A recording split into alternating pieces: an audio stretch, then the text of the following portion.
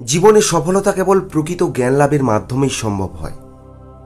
এই দুনিয়ায় যারা যত বেশি জ্ঞানী তারা তত বেশি আজ সফলতার চূড়ায় পৌঁছাতে পেরেছেন। কিন্তু এই জ্ঞান লাভ কি শুধু পুঁথিগত বিদ্যার মাধ্যমেই করা সম্ভব, নাকি যার যত বেশি বুদ্ধি সে তত বেশি জ্ঞানী? অনেকেই আবার সাধনার মাধ্যমে জ্ঞান লাভ করে থাকেন। আসুন জানি আজকের এই ভিডিওতে গৌতম বুদ্ধের একটি কাহিনীর মাধ্যমে যে কিভাবে একজন ব্যক্তি প্রকৃত জ্ঞানী হয়ে উঠতে পারবেন। তাই ভিডিওটি স্কিপ না করে সম্পূর্ণ দেখবেন। আশা করছি আপনাদের ভালো লাগবে। একবার গৌতম বুদ্ধের কাছে একজন বিদ্বান ব্যক্তি এসে উপস্থিত হন। তিনি এতটাই বিদ্বান ছিলেন যে তার কাছে বড় বড় পণ্ডিতরাও হার মেনে যেতেন।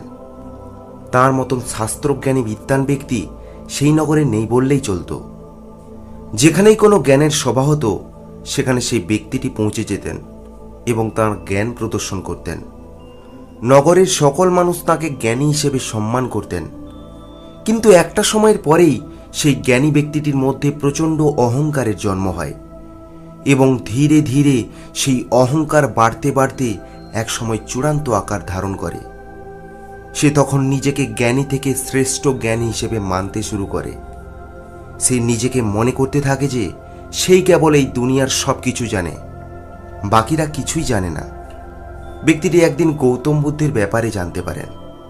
সে জানতে পারে এই রাজ্যের মধ্যে একজন মহাজ্ঞানী সিদ্ধ পুরুষ থাকেন। তাকে সমস্ত রাজ্যবাসীরা ভগবানের আসনে বসিয়েছেন।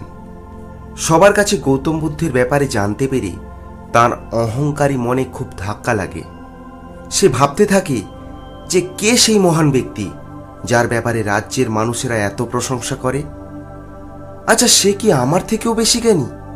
না না, হতেই পারে না। ব্যক্তিটির মনে এই সমস্ত ধরনের প্রশ্ন আসতে থাকে। ব্যক্তিটি ভাবে এটা একটা বড় সুযোগ এটা প্রমাণ করার যে এই দুনিয়ার সবচেয়ে জ্ঞানী ব্যক্তি হলাম আমি, অন্য কেউ নয়। আমি গৌতম বুদ্ধের কাছে যাব আর ওনাকে এমন কিছু প্রশ্ন করব যার উত্তর উনি দিতেই পারবেন না। আর তখন সবার সামনে এটা প্রমাণ হয়ে যাবে যে উনার থেকে বেশি জ্ঞানী হলাম আমি। এইভাবে একদিন সে গৌতম বুদ্ধের কাছে গিয়ে পৌঁছায়। ব্যক্তিটি সেখানকার লোকেদের মুখে শুনে জানতে পারেন যে গৌতম বুদ্ধ ভগবানের ব্যাপারে কোনো কথা বলেন না। তখন ব্যক্তিটি ভাবল যে বুদ্ধের নিশ্চয়ই ভগবানের ব্যাপারে কোনো জ্ঞান নেই, সেই জন্য তিনি ভগবানের ব্যাপারে কোনো কথা বলেন না। তাই আমি ওনাকে ভগবানকে নিয়েই প্রশ্ন করব। এরপর ব্যক্তিটি গৌতম বুদ্ধের কাছে এসে প্রশ্ন করে, হে মহান বুদ্ধ, আপনার কাছে আমার এমন একটা প্রশ্ন আছে যার উত্তর আজ পর্যন্ত কেউ সঠিকভাবে দিতে পারেনি। না তো কোনো রাজা, না তো কোনো পণ্ডিত, আর না তো কোনো বিদ্বান ব্যক্তি। আমি শুনেছি যে আপনার নাকি মহাজ্ঞান প্রাপ্তি হয়েছে। আমিও দেখতে চাই যে আপনি আমার প্রশ্নের সঠিক উত্তর দিতে পারেন কিনা। তাই আপনি যদি অনুমতি দেন তাহলে সেই প্রশ্নটা আপনাকে করতে পারি। বুদ্ধ বললেন, বলো তোমার কি প্রশ্ন আছে। তখন ব্যক্তিটি বলেন, আমি জানতে চাই যে ভগবান কি সত্যিকারের আছে নাকি নেই। গৌতম বুদ্ধ একটু মৃদু হেসে বলেন, তার আগে তুমি বলো, তুমি কি সত্যি ভগবানের ব্যাপারে জানতে চাও, নাকি তুমি এখানে নিজের জ্ঞান প্রদর্শন করতে এসেছো? ব্যক্তিটি বলেন, আপনি কি আমার প্রশ্নের উত্তরটা দিতে পারবেন না? বুদ্ধ বললেন, আমি তোমার সমস্ত প্রশ্নের উত্তর দেব, কিন্তু তুমি এই প্রশ্নের উত্তর জানার জন্য কিছু কি ত্যাগ করতে পারবে? কারণ এরকম প্রশ্নের উত্তর এত সহজে পাওয়া যায় না। গৌতম বুদ্ধের কথা শুনে ব্যক্তিটি ভাবলেন, উনি আমার থেকে কি বা চাইবেন? বেশির থেকে বেশি আমার ধনসম্পত্তি চাইবেন। তবে আমার মনে হয় না যে উনি আমার প্রশ্নের সঠিক উত্তরটা দিতে পারবেন। তাই আমার চিন্তার কোনো কারণ নেই। উনি যা চাইবেন আমি দিয়ে দেব। এইসব ভেবে ব্যক্তিটি বলল, হে বুদ্ধ, আপনি যা চাইবেন আমি তাই দিতে রাজি আছি। আপনি যদি আমার পুরো ধনসম্পত্তিও চান তাও আমি দিতে রাজি আছি। আপনি শুধু বলুন যে আমার প্রশ্নের সঠিক উত্তর দিতে পারবেন কিনা। বুদ্ধ আবারও হাসলেন আর বললেন, আমার এই সব কিছুই চাই না। ব্যক্তিটি অবাক হয়ে বললেন, তাহলে আপনি কি চান? বুদ্ধ তখন বললেন, 2 মাস আমার কাছে থেকে তোমায় মৌনব্রত পালন করতে হবে। তুমি এই 2 মাসে কোনো কথা বলতে পারবে না। আর তুমি যদি এটা করতে পারো তাহলে এই 2 মাস পরে আমি তোমার সমস্ত প্রশ্নের উত্তর দিয়ে দেব। এই কথা শুনে ব্যক্তিটি দ্বন্দ্বে পড়ে গেলেন। সে ভাবতে লাগলো, বুদ্ধ এটা আমার কাছ থেকে কি চাইল? 2 মাস যদি আমি মৌনব্রত করি, কোনো কথাই যদি না বলতে পারি, তাহলে তো আমি কাউকেই এই 2 মাসে জ্ঞান প্রদান করতে পারবো না। এর থেকে ভালো হতো যদি উনি আমার সমস্ত সম্পত্তি চেয়ে নিতেন, সেটা আমার পক্ষে বেশি সহজ হতো। এদিকে আবার সে এটাও ভাবল, সে তো সবার সামনে বুদ্ধকে কথা দিয়েছে যে সে সব কিছু ত্যাগ করতে রাজি আছে। বুদ্ধ যা চাইবেন তাই দিতে রাজি আছে। এখন যদি সে পিছপা হয় তাহলে সবার সামনে তার সম্মান কোথায় থাকবে? মাত্র তো 2 মাস, দেখতে দেখতে এমনিতেই কেটে যাবে। তার চেয়ে ভালো রাজি হয়ে যাই। এইসব কিছু ভেবে সে বুদ্ধকে বলল, আমি আপনার সব কথাই রাজি। বুদ্ধ বললেন, ঠিক আছে, তাহলে কাল সকাল থেকে তোমার মৌনব্রত শুরু হবে। এখন বাড়ি গিয়ে বিশ্রাম নাও।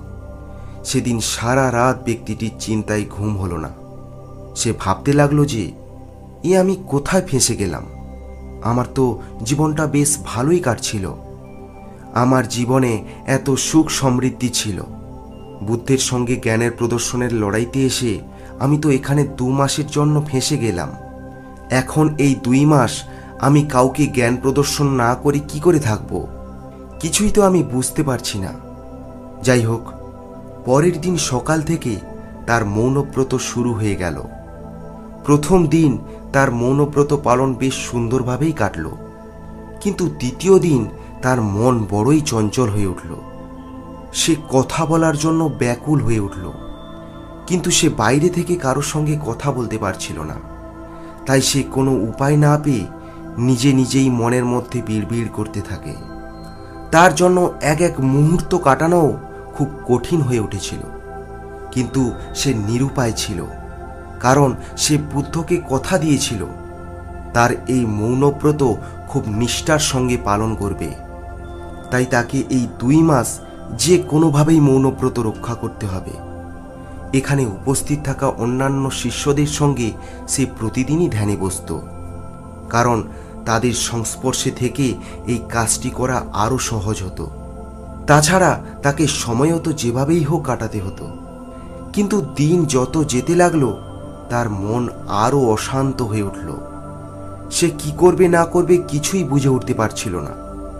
এরপর তার মনের মধ্যে ধীরে ধীরে ক্রোধের জন্ম হয়। সে বাইরে যেহেতু কিছুই বলতে পারছিল না, কিন্তু তার ভেতরে ভেতরে রাগের পরিমাণ ক্রমশ বাড়তে থাকে।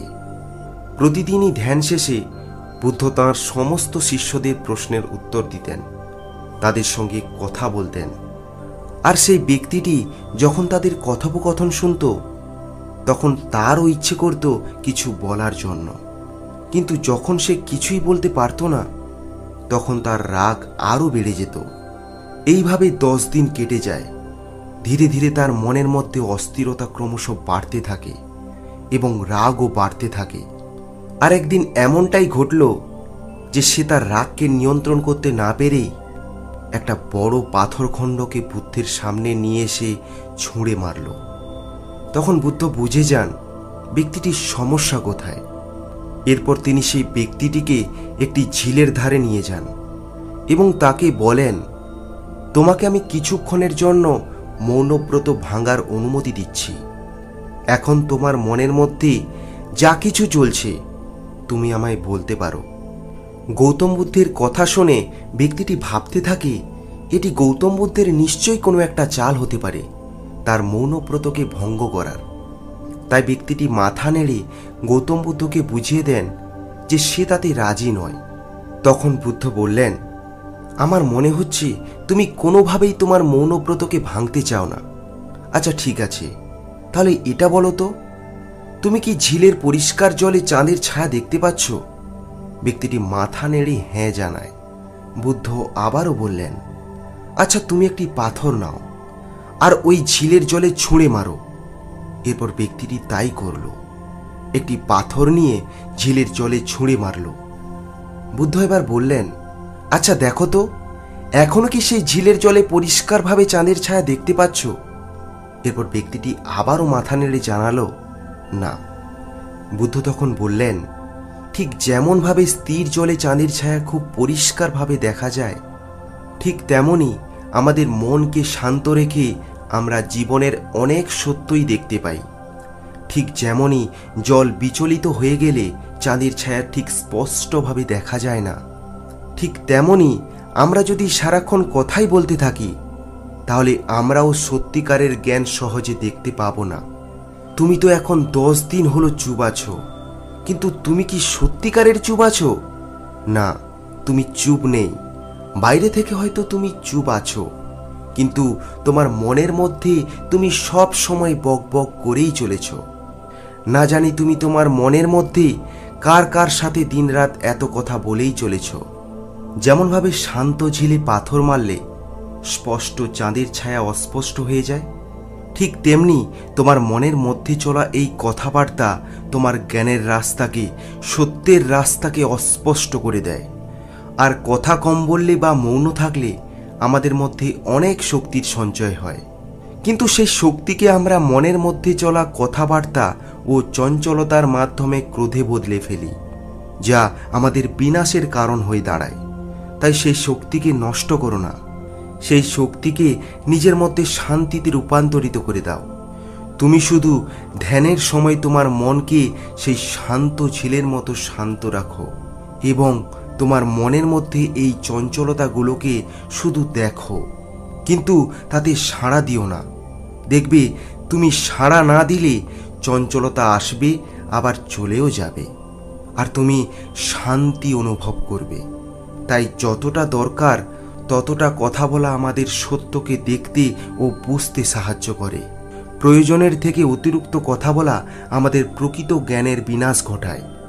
এরপর থেকে সেই ব্যক্তিটি বাইরে মৌন থাকার সঙ্গে সঙ্গে ভেতর থেকেও মৌন থাকতে শুরু করে। আর বুদ্ধের কথা মতো ধ্যান করার সময় তার মনের মধ্যে যে সমস্ত চঞ্চলতাগুলো চলে আসতো, সেগুলোকে সে শুধুই দেখত আর পর্যবেক্ষণ করত, কিন্তু তাতে সে কোনো প্রতিক্রিয়া দিত না। আর ধীরে ধীরে তার মনের মধ্যে চলা অস্থিরতাও কম হয়ে গেল এবং তার মনও শান্ত হয়ে গেল।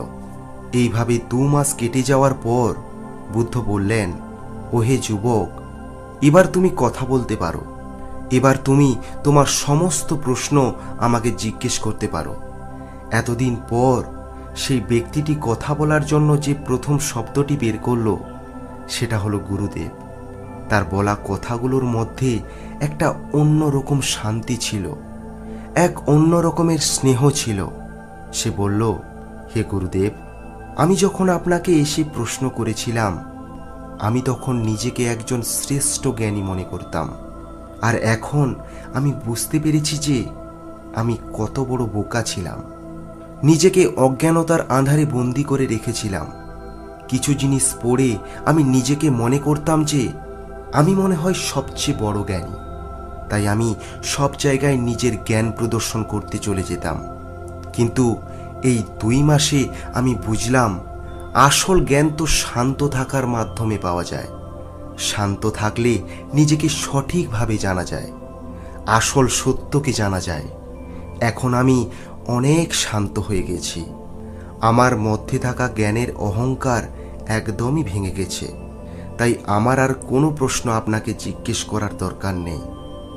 তো বন্ধুরা, গৌতম বুদ্ধের এই কাহিনী থেকে আমরা বুঝতে পারি মৌন থাকার শক্তি কতটা, কথা কম বলার শক্তি কতটা।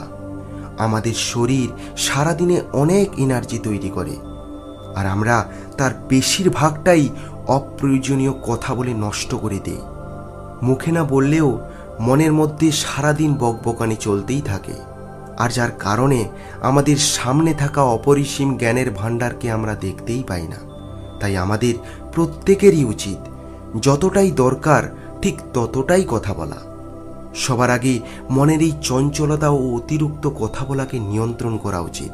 আর এটা করতে পারলেই আমাদের মনের মধ্যে থাকা এনার্জিকে একত্রিত করে একটা নির্দিষ্ট দিকে কাজে লাগাতে পারবো, আর আমরা প্রকৃত জ্ঞানী হয়ে উঠব।